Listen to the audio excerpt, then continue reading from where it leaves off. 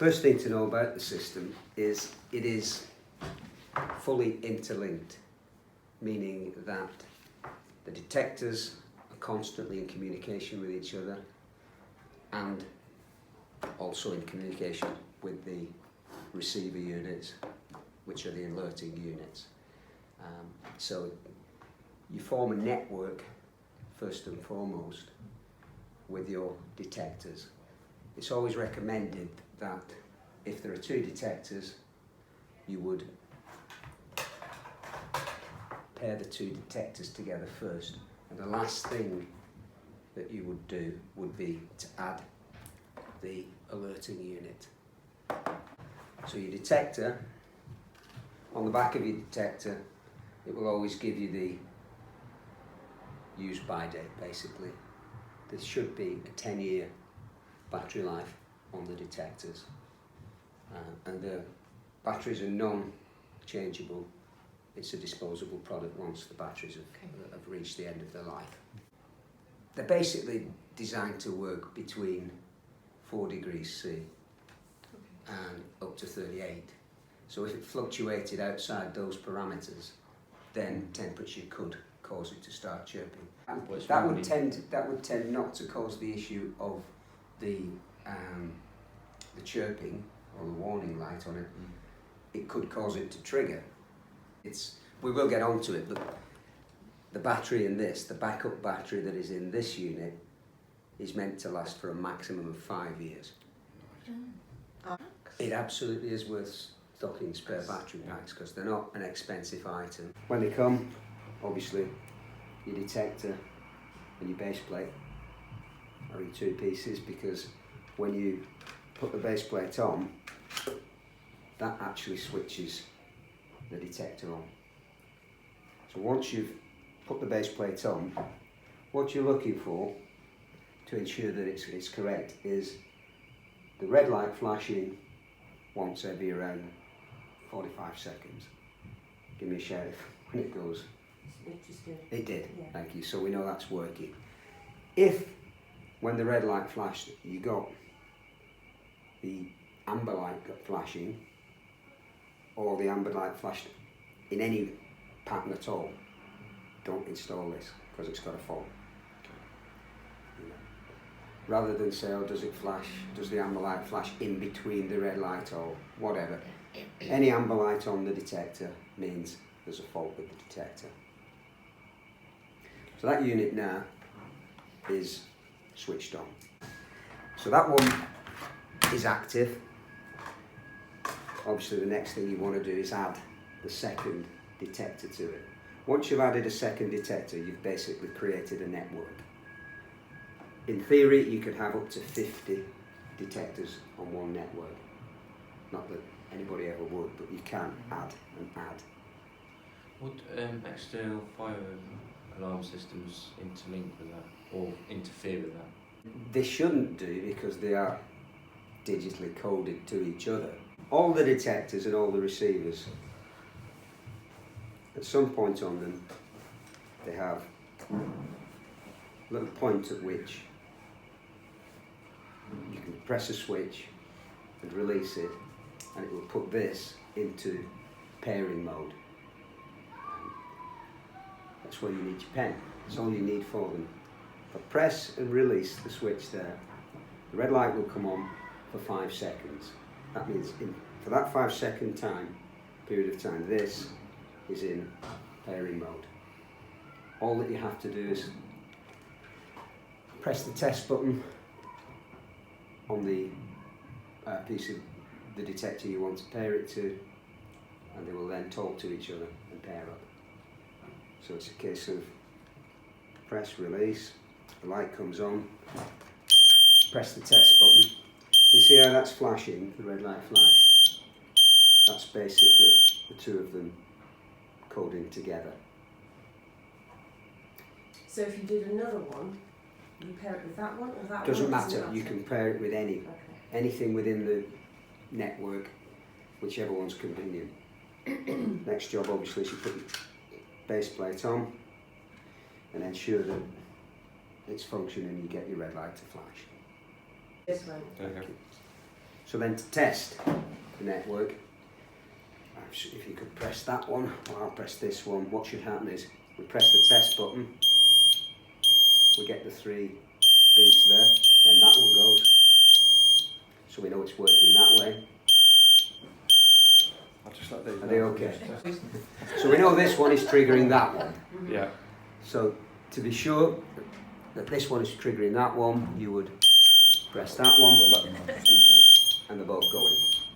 So you have a network now. If you wanted to add one of these, same procedure. These actually come, there's a little tab in them and you pull it out, open it up, and on the back of the carbon monoxide detector, again, you've got your little point there where you put your pen in. So if we're adding this, press and release. When that lights, press that. You see how that's flashing? What you've done now is you've added carbon monoxide detector to the system. Pull the tab out, open it up, press release with pen, press that. The beauty, what you will see though, as we go further on into the equipment, is they wouldn't have to stand on one of these with a pole. They could actually pair this into the system through the base unit next to the bed. Well, but basically I press this, this will then be, that will, and that will. So we've got a network of detectors. The detectors have a 200 metre range in free field. Indoors, it's recommended no more than 35 metres between the detectors, and that can be reduced by building structure. But to be honest, in a domestic dwelling, you're not going to be in scenarios where that is 35 metres from that, or 35 metres from your receiver alert unit. So we have a network now.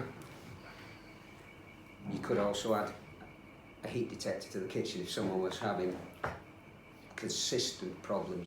So your last part of the puzzle is the alerting strobe flash unit. When these come,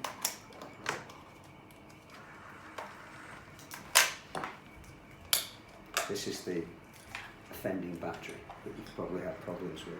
This battery will be separate in the actual packaging, so it needs to be connected to the unit, which is a little bit fiddly.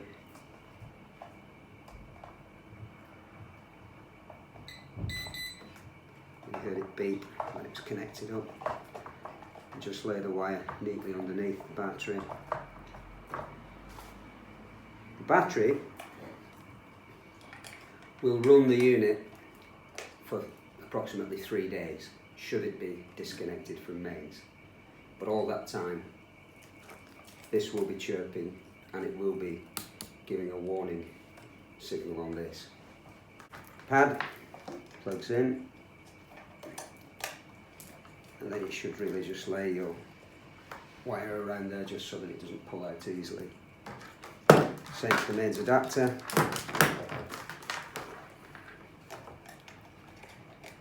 Plug your mains adapter in. And you can see you've just got an orange light there, that's just showing that it's not got mains power to it. When we plug it into mains, you'll see your mains green light is on and the orange light is on constantly. That's basically saying that everything's fine here, but it is not connected to a network of detectors. On the back of the unit, again, you've got your little point where you use your pen, and the same procedure is that you would press, release, and you'll get red lights here whilst they're on. Press any of the detectors in the network, and what will happen then is this will talk to the other network detectors. Press release, and whilst that's on, see how it's flashing there? That's showing that it's joining the network. When you set these up, obviously like I've done, you can set them up from the office, I don't know if you do, you can see there that we've got green light, the amber light's gone out. So that's obviously saying that everything's fine with this. It's part of the network and there are no battery issues or network issues.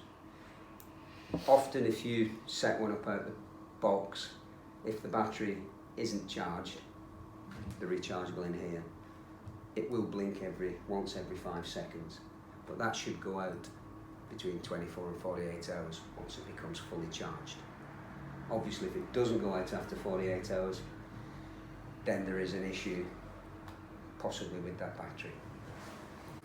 So obviously to test the system, you can test this system on any of the detectors, and there's also a test button on here. So do you want to press that one, or Yeah. yeah. See it all going, Yeah.